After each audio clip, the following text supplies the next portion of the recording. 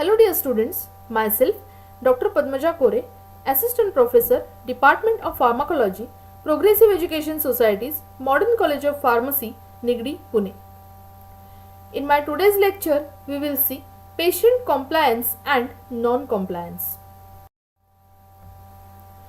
Better patient compliance will result in better data and better results. Now let us see what is patient compliance and patient non-compliance. Patient compliance assumes the fact that all the medical advice and drugs given to the patient are good for the patient and the patient should adjust his or her behavior to follow a particular regimen. World Health Organization defines patient compliance as a faithful adherence by the patient to the prescriber's instructions. Patient compliance is nothing but medication adherence. It means the extent to which patient follows the prescriber's instructions. The degree of compliance is expressed as percentage of ideal compliance. Patient compliance may be defined as the extent to which patient takes or uses the medication in accordance with the medical or health advice given to the patient. Now coming to the methods of assessment of patient compliance, there are many ways to evaluate the patient compliance. There is no any gold standard method.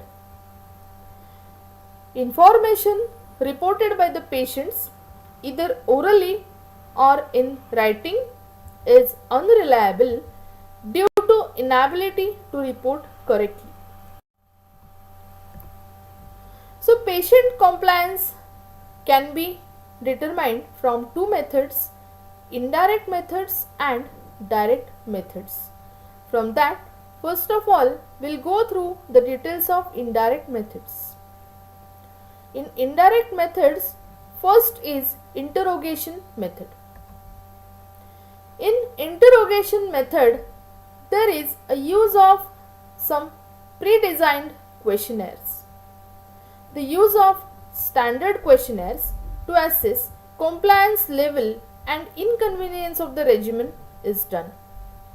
It will help to clearly understand the incidence of side effects and also it will help to judge an overall level of comprehension.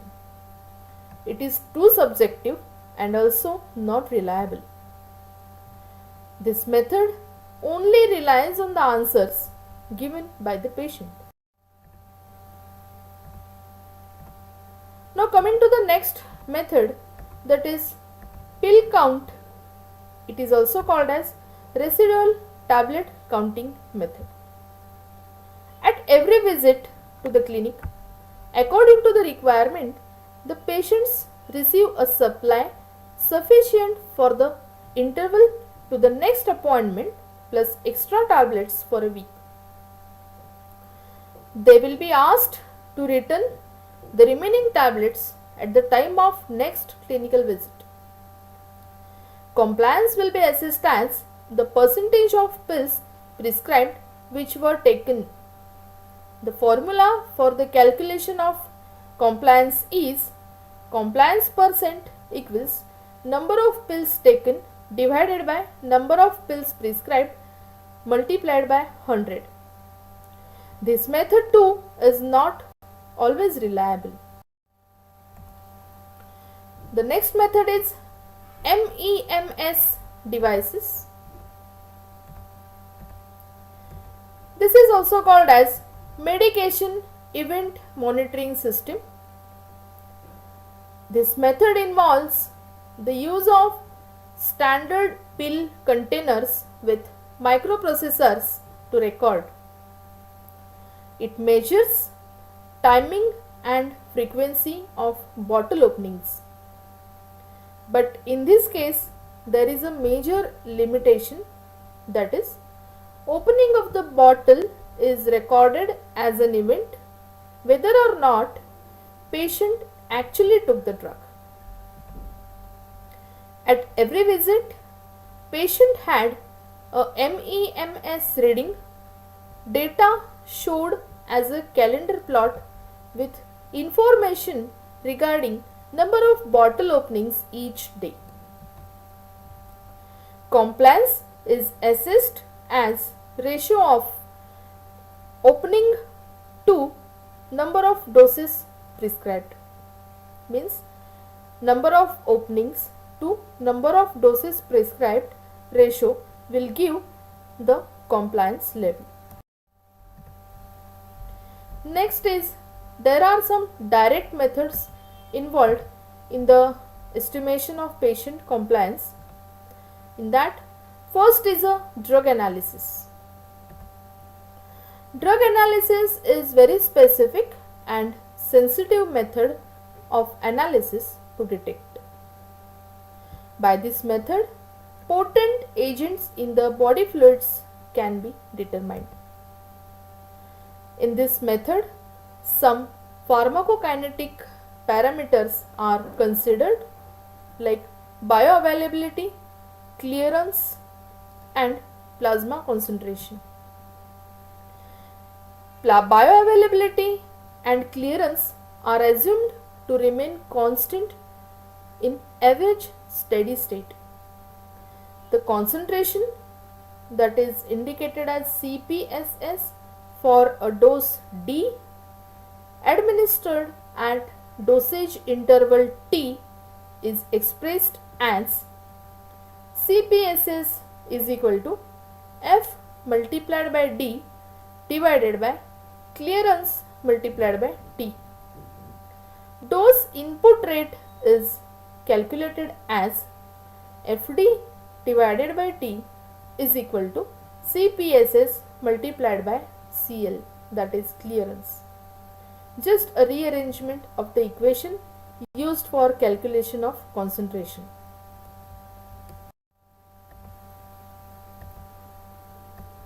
Coming to the next method in direct analysis, measurement of levels of urine markers.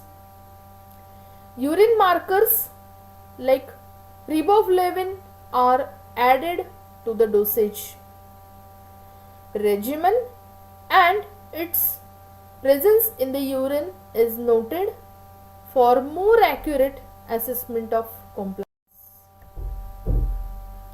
Now coming to what are the various reasons of non-compliance. The first and very important barrier for patient compliance is poor standards of labeling. If the label is not clear, it will not give any idea about the use of a drug. For that, labels must be very clear and specific. There should be no ambiguity. Instructions such as take as required or use as directed are not specific. Poorly written labels with handwriting which is not readable is a major source of medication errors in most of the cases. Now next barrier for patient compliance is inappropriate packing. In case of elderly patient, there is a difficulty in opening a container, especially if the size is too small or cap is difficult to twist. In case of blister pack, it is too rigid, whereas in case of glass bottle, it is fragile. Thus, there is difficulty in handling the container. Next is complex therapeutic regimen. Complex therapeutic regimen is difficult to memorize and thus it is responsible for the non-compliance which may be regarded as unintentional. Complex medication regimens are troublesome to patients and physicians due to the resulting problem of non-adherence, therapeutic failure and adverse drug reactions. Due to complexity of regimen, patients don't understand the frequency and timings of drug administration, and also due to large number of medicines in that particular prescription, there is a possibility that patient may skip a dose. Nature of medication is one more barrier for the patient compliance. That is, in case of the drugs having unpleasant taste, color or odor, it will be responsible for non-compliance within the patients, particularly in case of pediatric patients. In case of extremely small tablets, these are difficult to handle or identify. In case of large tablets, these are difficult to swallow. If there is an occurrence of irritating side effects, that also is a reason for non-compliance.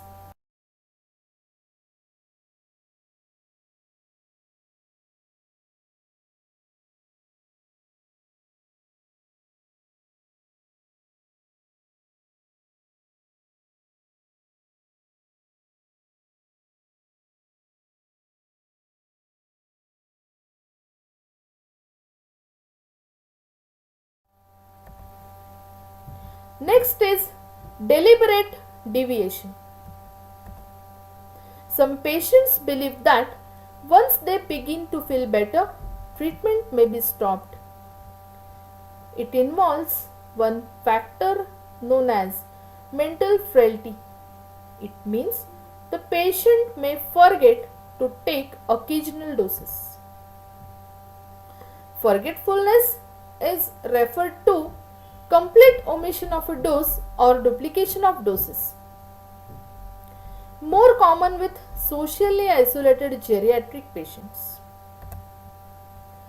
Lack of proper physician is also one of the barrier for compliance. Now there are some strategies for improving patient compliance. Simplification of therapeutic regimen is one of the strategy for improving a patient compliance. By minimizing the complexity, minimum number of drugs with well-defined dosage schedule are prescribed. Use of sustained release and long-acting oral preparations can be made. Single-dose drugs, for example, phenytoin, propranolol or antidepressants promote the patient compliance by reducing adverse effects. Fixed dose drug combinations for synergism can also be made. For example, co-tremoxazole. Improved efficacy in case of some hormonal combination contraceptives, for example, estrogen progesterone combination. Reduction of side effects, example, levodopa with decarboxylase inhibitors. Next thing which can be made to improve the patient compliance is development of suitable medication packaging. For unit dose package, blister pack is preferred to encourage a degree of self-monitoring and also to improve compliance in intelligent and motivated patients. Medication box containing all the different drugs to be taken at a specific time are grouped together in one compartment. Supplementary labeling. It includes the specific instructions along with medication, precautions or recommendations that enhance the advice of the prescriber based on potential clinical significance for the benefit of patients. It should be concise, uncomplicated and foolproof. Description of drug action given in lay terminology. Symbols and graphics to emphasize correct time of administration. Daily calendar or tablet identification card bearing details of administration schedule.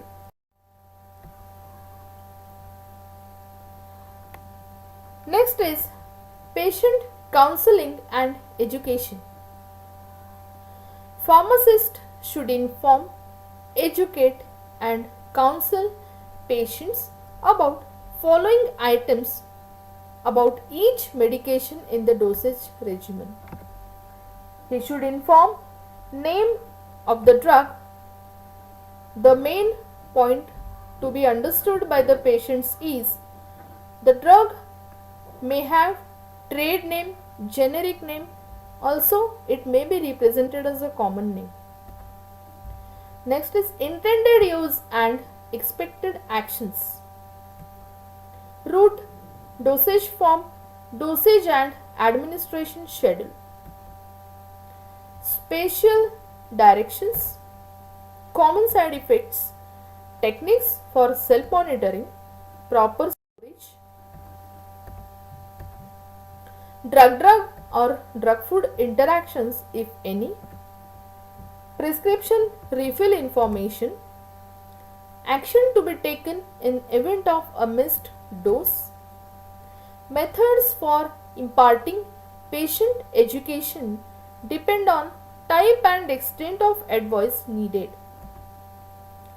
And along with that, there is verbal counseling and printed information given to the patient. Warning cards, medication instruction sheet are the things to be provided to the patient. Patient should be provided with leaflets and booklets describing drugs. Patient should also be provided with package inserts. Inpatient medication training program should be conducted. Compliance clinics should also be there. Routine counseling is both desirable, not desirable and not practical. Priority should be given to cases where prophylactic treatment is required in absence of symptoms, that is tuberculosis, and drugs having low safety margin, that is warfarin. Friends, these are some of the references